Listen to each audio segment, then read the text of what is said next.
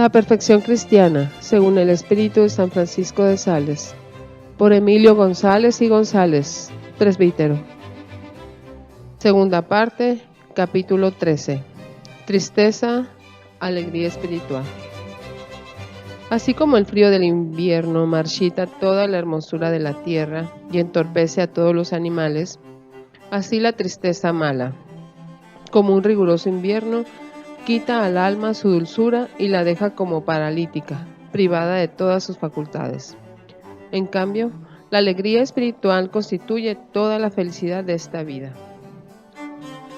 Si hojeas las Sagradas Escrituras, encontrarás en ellas numerosos y diversos pasajes en que ora se señalan los daños que ocasiona la tristeza, ora se encarecen sus excelencias y ventajas, ocurriendo una cosa semejante respecto a la alegría.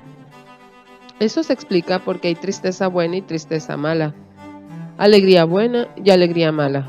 Por eso escribía San Pablo, la tristeza que es según Dios produce una penitencia o enmienda estable para salud del alma, mientras que la tristeza del siglo engendra la muerte. Asimismo, de la alegría falsa y vana se lee en el sagrado libro del Eclesiástico, la risa la refuté por error y dije al gozo, ¿por qué neciamente te engañas? Y en cambio, de la alegría santa que acompaña al bien obrar, dice Salomón en el mismo libro. Conocí que no había cosa mejor para el hombre que alegrarse y hacer bien durante su vida. Y en el Eclesiástico se lee, el gozo del corazón, ese es la vida del hombre y un tesoro indeficiente de santidad. Siendo esto así, conviene mucho distinguir una de otra, para no pecar por uno u otro extremo, entregándonos bien a una tristeza perjudicial o bien a una alegría desarreglada. La tristeza es buena y saludable, en primer lugar, cuando nos mueve a penitencia, como dice San Pablo. Ciertamente esos sentimientos de compunción, de contrición y dolor que experimentamos por los pecados cometidos, que nos hacen formar resoluciones firmes de no volver a cometerlos, que nos estimulan a hacer obras de penitencia para satisfacer por ellos. Asimismo, la pena y sentimiento que nos produce el ver las ofensas que los demás hombres cometen contra Dios y que nos mueve a practicar actos de reparación y desagravio, todos estos afectos son buenos y santos, como se ve por los frutos saludables que produce. En este sentido, llama a nuestro Señor Jesucristo bienaventurados a los que lloran, asegurándoles que serán consolados.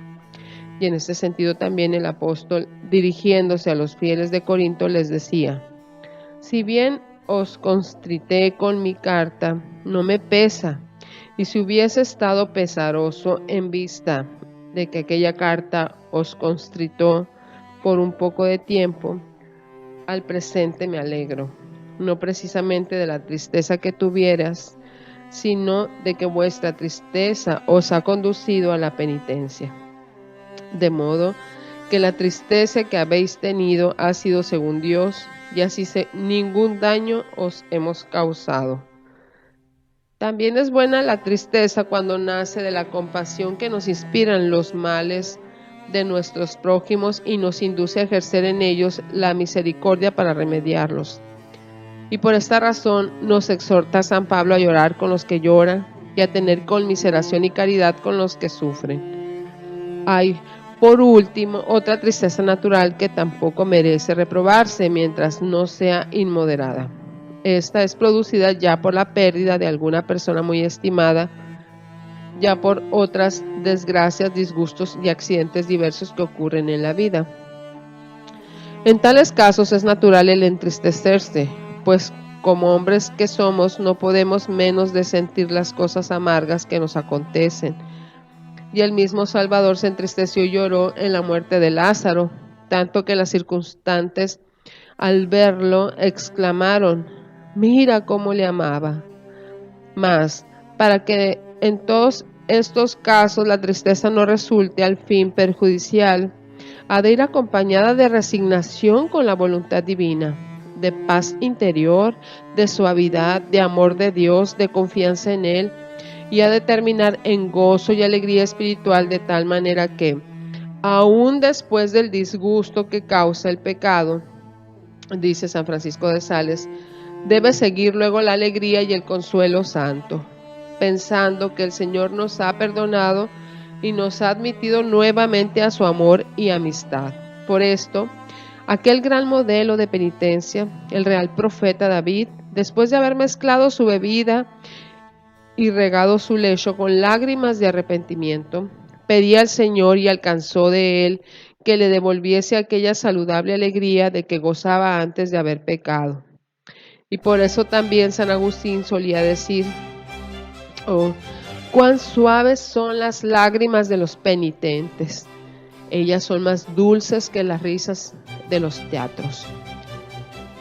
Por lo que toca al sentimiento natural por nuestros difuntos, ya nos aconseja San Pablo, no precisamente que no nos constritemos, sino que no lo hagamos a la manera de los infieles, que no esperan en la otra vida. Quiere el santo apóstol que nuestra tristeza sea una tristeza llena de resignación a la divina voluntad y templada por el consuelo y la esperanza de que pronto nos veremos reunidos para siempre en el cielo con nuestros seres queridos, gozando todos juntos de la dulcísima vista de Dios nuestro Señor, abundando en estos mismos sentimientos, escribía San Francisco de Sales a un alma sumamente atribulada por la pérdida de una persona de su familia. Esas palabras: no os prohíbo que lloréis. Nuestro Señor lloró sobre Lázaro y verdaderamente lloró. Yo también en semejantes ocasiones. Mi corazón de piedra para las cosas celestiales derrama lágrimas con estos motivos. Pero deseo que no lloréis con exceso y que deis señales de que tenéis fe y esperanza cristiana y que preferís la eternidad a la figura transitoria de este mundo. En pocos casos más, fuera de los indicados, es buena la tristeza. Esta ordinariamente es mala y proviene de mal espíritu, y si es duradera y mora como de asiento en nosotros, produce los más deplorables efectos. Turba el alma, la llena de inquietud, ocasiona desordenados temores, causa disgusto y hastío de la oración y de la piedad, engendra pusilanimidad e impaciencia, debilita la esperanza en Dios, es ocasión y madre de tentaciones, deja el alma sin consejo y sin ánimo, abate las fuerzas, perjudica a la misma salud corporal y además, con relación a los otros, hace desagradable y repulsiva la virtud. Es, en fin, aquel riguroso invierno de que habla San Francisco de Sales, que priva de hermosura y de vida a las flores todas de la devoción. Por eso, según dice el sagrado libro del Eclesiástico, la tristeza del corazón es una plaga completa. No des entrada en tu alma a la tristeza. Échala lejos de ti, porque ocasionó a muchos la muerte y no hay en ella utilidad alguna. Los medios que aconseja el Santo Doctor para ahuyentarla de nosotros son la oración, el buen ánimo, el entonar cánticos espirituales, el emplearse en obras exteriores, el practicar algunos actos externos de fervor, la disciplina moderada, la frecuencia de la Santa Comunión, el conversar con personas virtuosas y afables y sobre todo el descubrirse con humildad y sinceridad al confesor o director y por inclusión, dice el mismo santo, resígnate en las manos de Dios, disponiéndote a sufrir con paciencia la molesta tristeza como justo castigo de tus vanas alegrías y confía que Dios, después de haberte probado, te librará de este mal. Así se expresa en la introducción a la vida devota y en su tratado o práctica de amor de Dios. Da además este discretísimo y excelente consejo. En todas las tristezas y melancolías que nos puedan acaecer, escribe, debemos emplear la autoridad de la razón y de la voluntad superior para hacer todo lo posible en favor del amor divino, Acciones hay verdaderamente que de tal suerte dependen de la disposición y compleción corporal que no está en nuestra mano hacerlas a nuestro gusto. Y así, un melancólico no sabrá ni podrá tener los ojos, las palabras, la expresión del rostro, con la misma gracia y suavidad que tendría si se hallara libre de aquel mal humor. Pero bien puede, aunque sin gracia, decir palabras agradables, honestas y corteses, y a pesar de su disposición natural a ser guiado por el dictamen de la razón, lo que sea conveniente hablando y obrando con caridad y dulzura. Disculpable es no estar siempre alegre, porque ninguno es dueño de la alegría para tenerla cuando quisiese. Pero no hay disculpa para no ser siempre bueno, complaciente y bien hablado, porque esto siempre está en poder de nuestra voluntad, y no es menester más que resolverse a vencer el humor e inclinación contrario. Hasta aquí son palabras del Santo Obispo de Ginebra. Si seguimos tan sabios consejos, ciertamente lograremos evitar los malos efectos que produce la tristeza. De la misma manera, carísimo lector, que has de procurar alejar de tu corazón la tristeza mala, has de negar también la entrada a la alegría loca y desenfrenada de los mundanos, que casi siempre va junta con alguna grave ofensa de Dios, o por lo menos revela una gran disipación del espíritu. De esta alegría mundana afirma la Sagrada Escritura que es una necedad, que ella se verá acibarada por el dolor y que su fin será el llanto. Y de los que se entregan a las vanas y culpables alegrías del siglo, dice nuestro Señor Jesucristo: ay de vosotros los que ahora reís, porque día vendrá en que os lamentaréis y lloraréis. Aparte de esto, la alegría de los malos no puede ser verdadera, porque si ellos conservan aún algún resto de fe y de amor de Dios, cuántos crueles remordimientos no turban su alegría y sus placeres. Y si han perdido del todo la fe, o se han ahogado por completo los gritos de la conciencia, entonces su estado, más que envidia, debe inspirarnos horror y estremecimiento por el peligro próximo en que están de ser un momento sepultadas en los abismos del infierno. Además, como la alegría de los pecadores solo está en la imaginación y en los sentidos agitados y caldeados por las impresiones pasajeras que en ellos causan los objetos externos, es una alegría fugaz, turbulenta y que no llega al fondo del corazón. Es una alegría que pasa como un torrente, no dejando en pos de sí otra cosa que impuro fango. Es, en una palabra, todo menos verdadera alegría. Aún aquella otra alegría natural e inocente que viene de las criaturas y del uso moderado y honesto de los bienes terrenos, con ser buena es imperfecta, superficial, no llega al corazón sino a medias y está sujeta a continuas mudanzas y alternativas como las mismas cosas que la ocasionan y la mantienen. Solo la alegría espiritual, la que es en Dios y por Dios, la que es producida por la tranquilidad de la buena conciencia, la que pone su felicidad en el cumplimiento de la voluntad divina y en las obras de su servicio, solo aquella alegría por la que nos complacemos y deleitamos en la contemplación de las divinas perfecciones, en depender de Dios, en ser hijos de tan buen Padre, en amarle y ser amados por Él, en la esperanza de gozarle para siempre en la patria de los bienaventurados. Solo esta alegría que el mundo no conoce porque no tiene nada en común con la de los mundanos, es la alegría estable y verdadera, la que llega al corazón, la que le dilata e inunda de suavidad, la que no solo recrea y conforta nuestro espíritu entre las cosas y acaecimientos prósperos de la vida, sino aún en medio de los sufrimientos y adversidades, pues ella es la que hacía salir a los apóstoles regocijados de los tribunales por haber sufrido afrentas por el nombre de Jesús, y la que hacía exclamar a San Pablo: estoy inundado de consuelo, reboso de gozo en medio de todas mis tribulaciones. Esta alegría es efecto de la gracia divina y uno de los frutos más regalados del Espíritu Santo.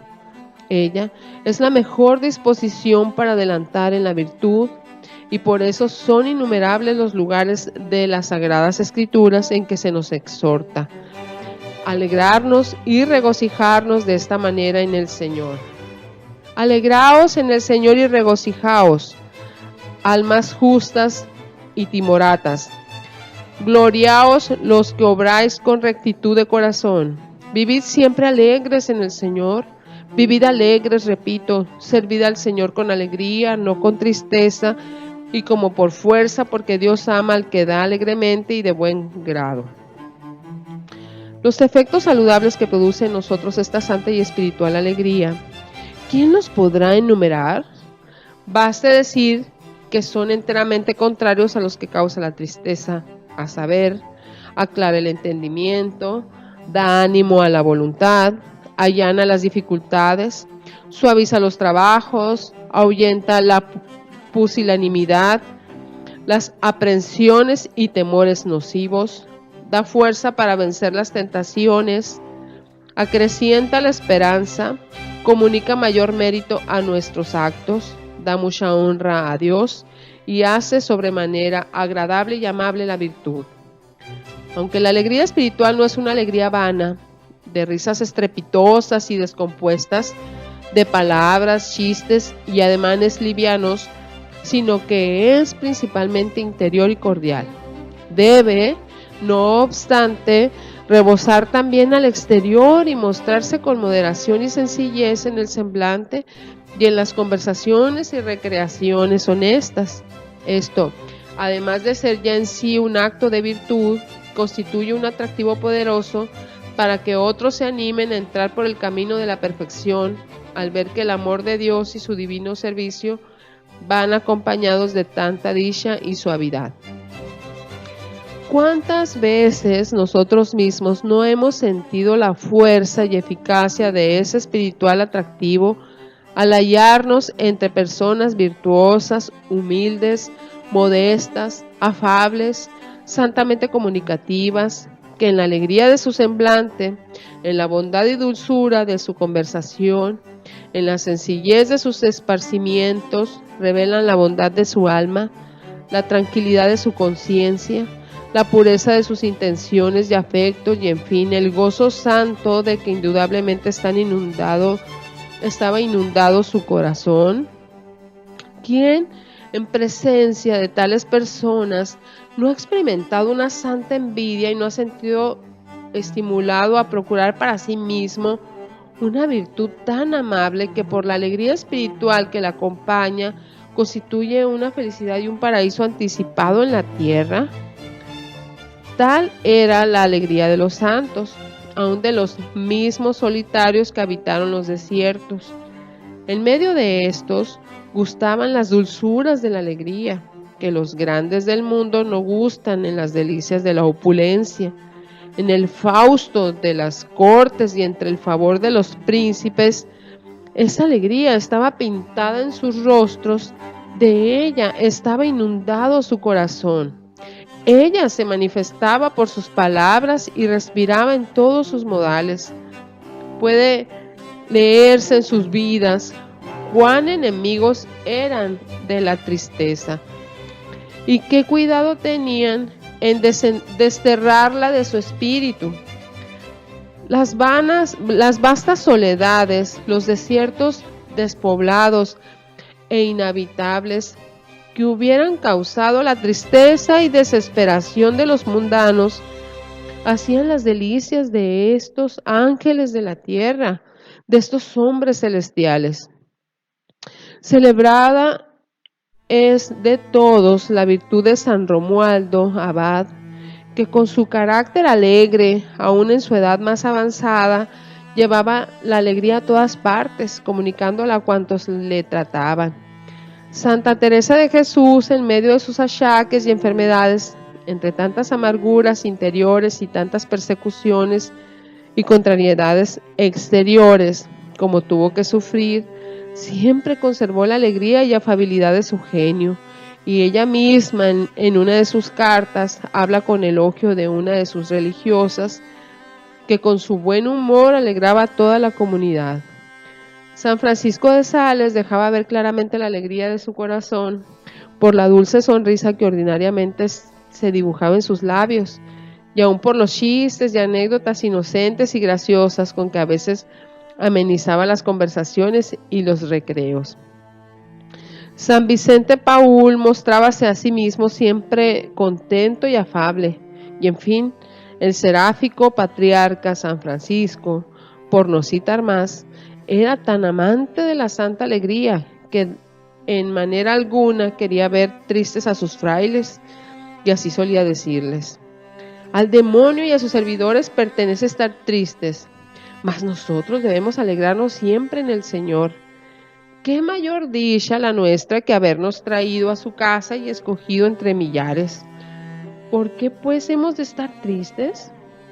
En consecuencia, procuremos también nosotros, alma devota, caminar por el camino de la perfección con esta santa alegría interior y exterior propia de los hijos de Dios, pues ella es preludio de aquella otra alegría inefable de que nos veremos inundados para siempre, si merecemos la dicha de oír un día de labios del Salvador aquellas palabras amorosas con que invitará a sus escogidos a sumergirse en el piélago de la eterna felicidad. Ven, siervo bueno y fiel, entra en el gozo de tu Señor. Resolución. Me esforzaré por desterrar de mi corazón la tristeza que no es según Dios y procuraré conservar habitualmente la alegría espiritual que viene de Él. Jaculatoria. Dulcísimo Jesús, tú que eres el gozo de todos los santos, ahuyenta de mí la tristeza y haz que siempre te sirva con gozo y alegría del corazón.